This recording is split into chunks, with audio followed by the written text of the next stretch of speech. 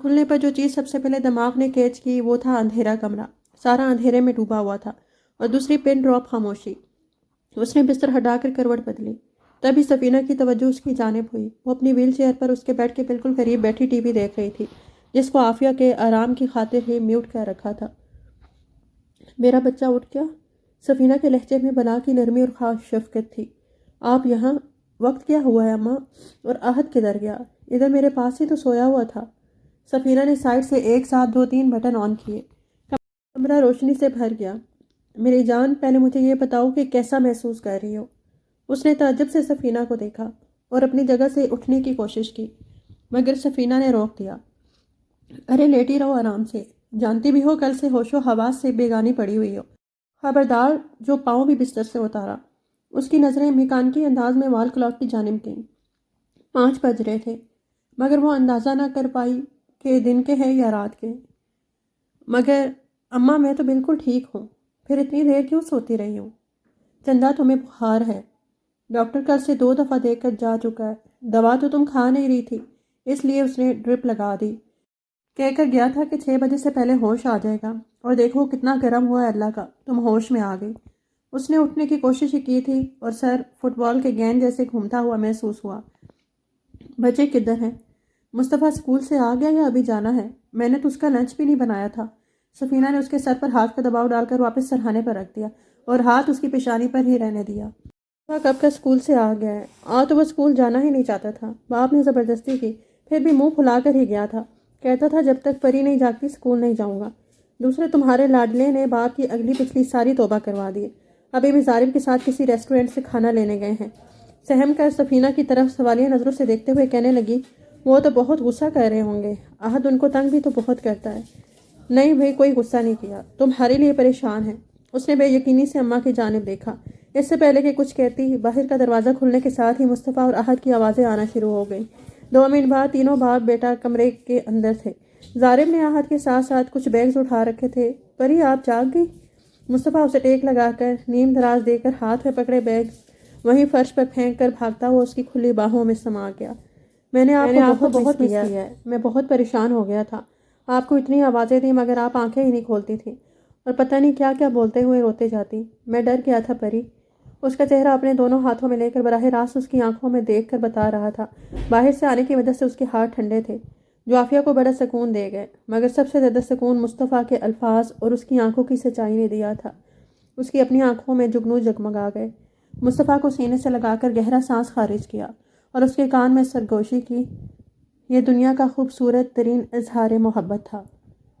And I miss you too. Mustafa یار، اپنا وزن اوپر رکھو، کئی محترمہ پھر سے بے ہوش ہوتی ہیں۔ ظالم کی بات پر مصطفیٰ نے اٹھنا چاہا، مگر عافیہ نے اس کو مضبوطی سے اپنے ساتھ لگا رکھا تھا۔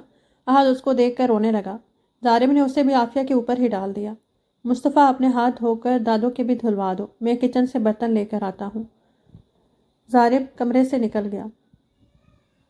سفینہ نے دوپٹے کے پلو سے اپنی آنکھیں صاف کیں اور مسکراتے ہوئے ان تینوں کو دیکھا، جو اس طرح ایک دوسرے سے چمٹے ہوئے تھے جیسے نہ جانے کتنے سالوں کے بچھڑے ہوئے ملے ہوں۔ مصطفیٰ باتھ روم سے تولیہ گیلے پانی سے بھگو کر لے آیا۔ سفینہ نے ہاتھ پوچھنے کے بعد کھانا ڈش آؤٹ کیا۔ ظالم عافیہ کو سہارا دے کر باتھ تک لے جاؤ، منہ دھو کر چینج کر لے گی۔ سفینہ کے کہنے پر وہ اس بات میں سر ہلاتا ہوا اس کی جانب آیا۔ احد کو بیڈ کے درمیان بٹھا دیا۔ نہیں، اس کی ضرورت نہیں ہے، میں خود سے چلی جاتی ہوں۔ ظالم کا بڑا ہوا ہاتھ لینے کی بجائے اس نے سفینہ کو دیکھ کر کہا، تو ظالم کو تب ہی چڑھ گئی۔ دیکھا اماں آپ نے، رسی جل گئی ہے پر محترمہ کے بل نہیں گئے۔ اگر اتنا ہی مدد نہ لینے کا شوق ہے تو خبردار، آئندہ اپنے ان بگڑے بچوں کو میرے لیے چھوڑ کر بیمار ہوئی تو۔ ماں کی تیمارداری کے لیے خاص طور پر بیوی لے کر آیا ہوں، اور بیوی الٹا مجھ سے ہی تیمارداری کروا رہی ہے۔ اچھا، اگر 2 دن نیپی بدل دی ہے تو کوئی ہم پر احسان نہیں کیا، اپنے بیٹے کی ہی بدلی ہے، میری بیٹی پر زیادہ روب جھاڑنے کی کوئی ضرورت نہیں ہے۔ سفینہ نے ظالم کا حساب برابر کرنا چاہا، پھر اس سے مخاطب ہوئی، اٹھو بیٹی، جا کر منہ دھو آؤ تاکہ کچھ کھا سکو، دیکھو ذرا 2 دن میں ہی رنگت کیسے پیلی ہو گئی ہے۔ جاؤ، شاباش، ظالم مدد دیتا ہے۔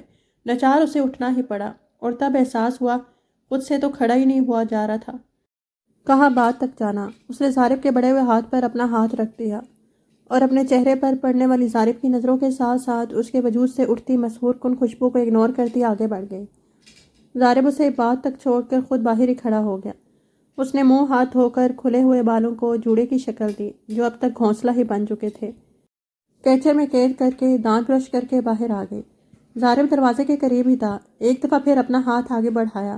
عافیہ نے اس کے ہاتھ میں ہاتھ دینے کے بجائے اس دفعہ اس کے بازو کو پکڑ لیا۔ بیڈ کے قریب آ کر اس نے ظارف کا بازو چھوڑ دیا اور بیڈ پر پڑا کمبل کھینچ کر طے کر کے ایک سائڈ پر رکھ دیا۔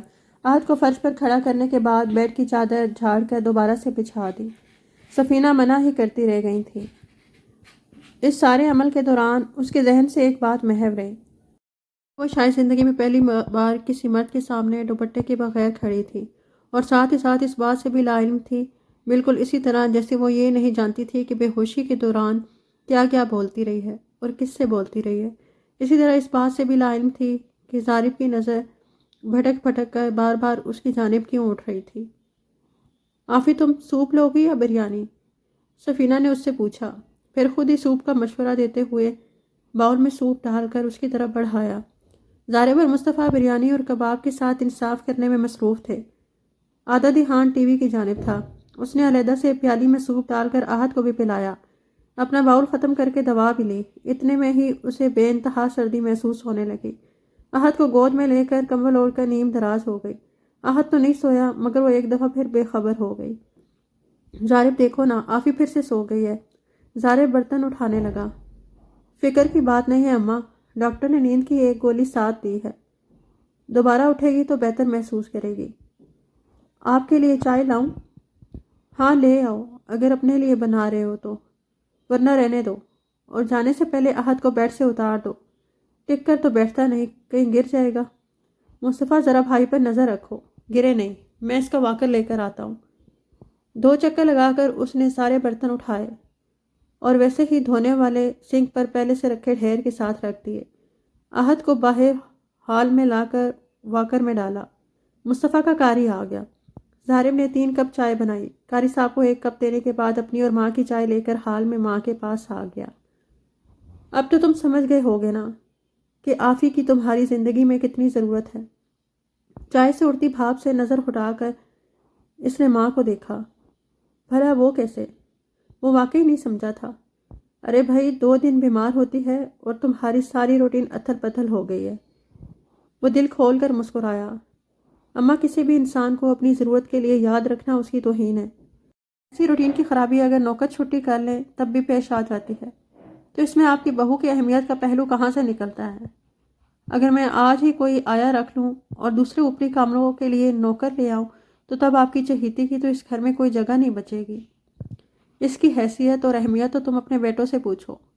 اس سے میں انکاری نہیں ہوں، اس نے بچوں کے دل میں اپنی جگہ بنائی ہے، مگر مجھے اپنی زندگی میں ایک بیوی چاہیے، نوکرانی نہیں، اور یہ بات میں پہلے دن سے کلیئر کر چکا ہوں۔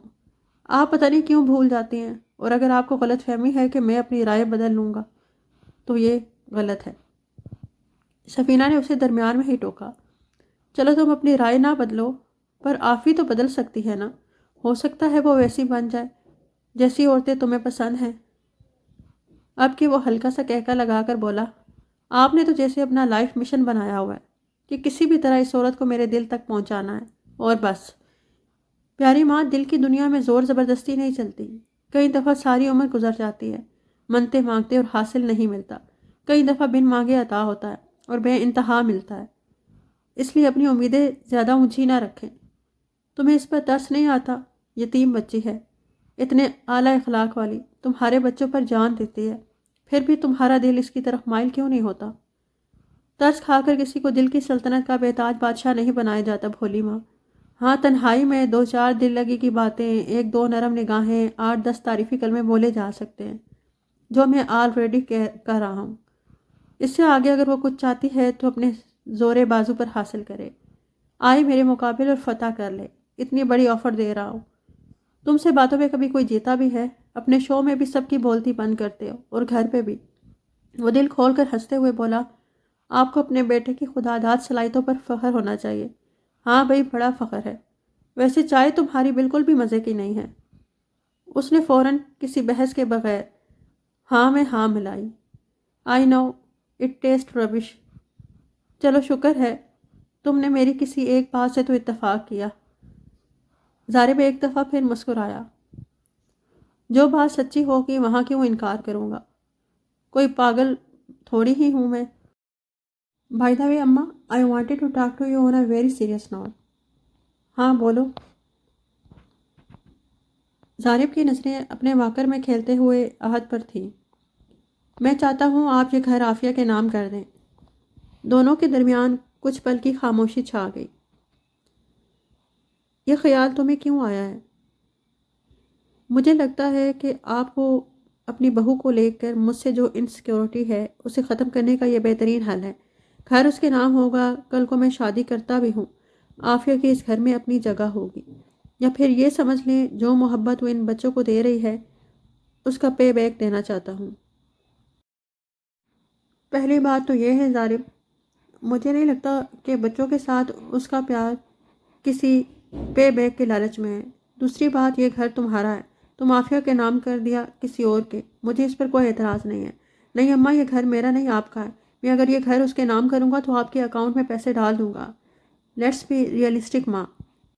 میں شادی کروں، آنے والی کو یہ گھر عافیہ کو دینے پر اعتراض ہو سکتا ہے، میں کوئی نئی جگہ بھی اس کے نام سے خرید سکتا ہوں، پر میری ذاتی رائے یہ ہے کہ اس جگہ کو وہ اب اپنا گھر سمجھتی ہے، اور جب میرے بس میں بھی ہے تو کیوں نہ دوں۔ تمہاری باتوں سے تو لگ رہا ہے شادی ضرور کرو گے۔ ساتھی کی خواہش ہونا کوئی گناہ تو نہیں؟ چلو اچھی بات ہے، پھر تو لڑکی بھی سوچ رکھی ہوگی۔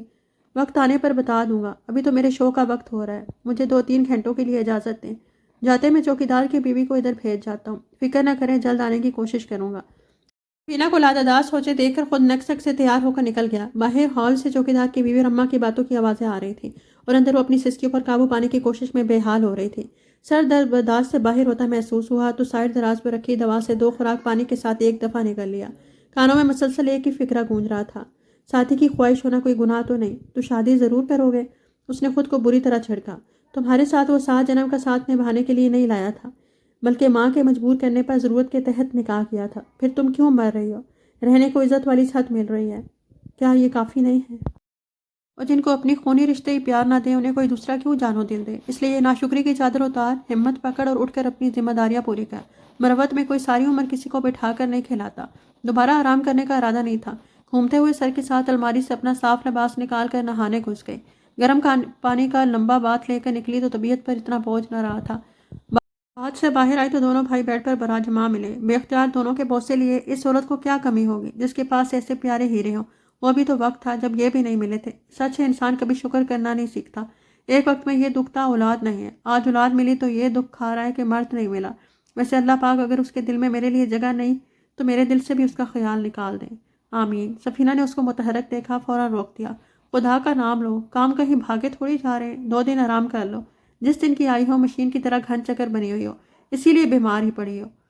بیماری جسمانی تھکاوٹ کی ہرگز نہیں، مردہ دلی نے دی ہے، کہہ نہ سکی، بس سوچ پر اختیار تھا۔ اماں فکر نہ کریں، اب میں بہتر محسوس کر رہی ہوں۔ سب سے پہلے احد کو نہلا کر اس کے کپڑے بدلے، مصطفیٰ کا یونیفارم دھویا۔ اماں کھانا لے آؤں؟ سفینہ نے کتاب سے سر اٹھایا اور اینک کے پیچھے سے اسے گھورا۔ شام میں ہی کھایا ہے، اس لیے بھوک نہیں، بس دودھ کا گلاس لے لوں گی۔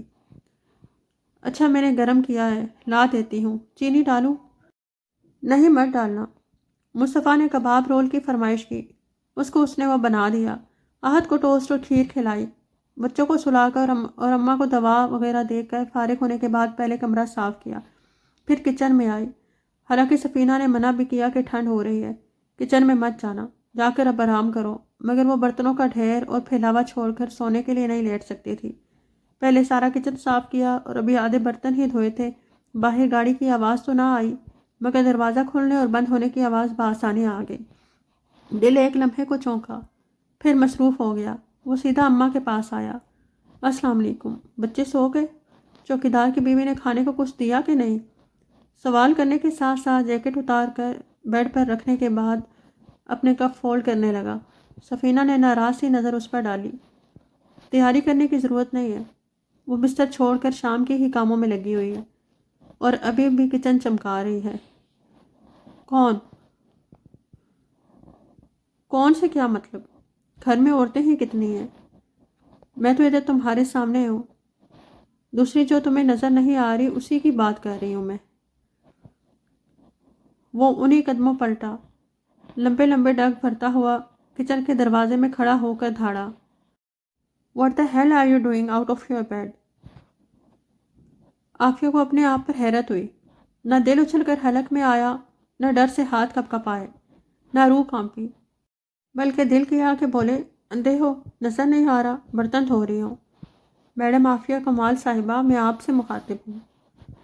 اب کہ وہ سر پر کھڑا ہو کر سوال کر رہا تھا، مگر وہ کوئی جواب دیے بغیر تیزی سے ہاتھ چلاتی رہی، اس کی طرف دیکھا بھی نہیں۔ ضارب اپنی جگہ جی بھر کر حیران ہوا، بلکہ حیرت کے مارے بت بن گیا۔ کتنی دیر بعد آخری تسلی کے طور پر عافیہ کے ہاتھ سے وہ پلیٹ لینی چاہی جسے اس وقت وہ پانی کے نیچے رکھ کر اوپر لگا صابن دھو رہی تھی۔ نہ تو عافیہ نے پلیٹ پر اپنی گرفت ڈھیلی کی، نہ ہی چہرے کے تاثرات بدلے۔ چند سیکنڈ اس کا چہرہ پڑتا رہا، پھر خود ہی پلیٹ چھوڑ دی اور آرام سے بولا، سرسام کروا لو گی اور میں بچے بالکل نہیں سنبھالوں گا۔ تم بچوں کو نہیں، اپنی ہونے والی بیوی کو سنبھالنا۔ ایک لمحے کو تو اپنے اندر سے اٹھنے والی آواز پر اس کے اپنے ہاتھ تھم گئے، پھر فوراً سے جو 2-4 گلاس کپ بچے تھے انہیں بھی ٹھکانے لگا کر کچن سے نکل آئی۔ ضارب کو کھانے کا بھی نہیں پوچھا، وہ پہلے ہی جا کر سفینہ کے بیڈ کے پاس رکھی کرسی پر ٹانگ جما کر بیٹھا، ساری صورتحال پر غور و خوض کر رہا تھا۔ جب وہ کمرے میں آئی، ہاتھ میں ایک کمبل تھا جسے اسٹور روم سے نکال کر لائی تھی۔ اماں آپ کو کوئی چیز چاہیے؟ نہیں، مگر تم دوا لے کر سونا۔ کچھ کھانا کھایا؟ نہیں، بھوک نہیں محسوس ہو رہی، اور دوا میں نے ساری کھا لی ہے اور بچی ہی نہیں ہے۔ وہ تو پہلے ہی حیرتوں کے پہاڑ تلے بیٹھا تھا، اب سفینہ کا منہ بھی کھلا رہ گیا۔ کیا مطلب؟ 3 وقت کی دوا ایک وقت میں ہی کھا لی ہے؟ ہاں۔ ان کا اگلا سوال بھی فوراً تیار تھا، مگر کیوں؟ ان میں تو نیند کی گولیاں بھی تھیں۔ بستر پر پڑے رہنے کا دل نہیں کر رہا تھا، اور نیند والی گولیاں میں نے نکال دی تھی، ایک ابھی کھا کر آئی ہوں، مگر کوئی خاص کام نہیں کرتی ہیں۔ اپنی بات پوری کرنے کے دوران ضارب کو مکمل طور پر اگنور کیا، یوں جیسے وہاں اماں اور عافیہ کے علاوہ کوئی تیسرا وجود ہے ہی نہیں۔ کمبل کھول کر سیدھا کیا، اماں کے برابر بیڈ پر لیٹ کر بولی، اچھا اماں، شب بخیر۔ سر تک کمبل تانا اور غائب ہو گئی۔ ضارب نے اماں کی طرف دیکھا اور انہوں نے ضارب کی طرف۔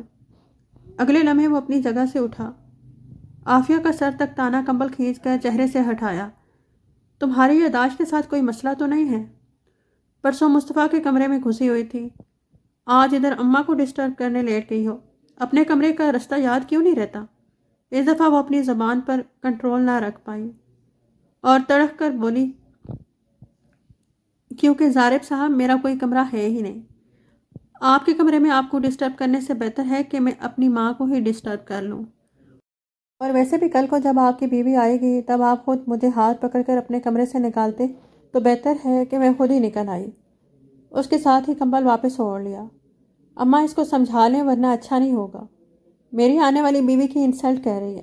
میں کیوں اپنی جان جگر کو ایسے کمرے میں رکھوں گا جہاں اس کے بچے کی گندی نیپیاں بدلی جاتی ہوں اور ہر طرف بخار کے جراثیم بکھرے پڑے ہیں۔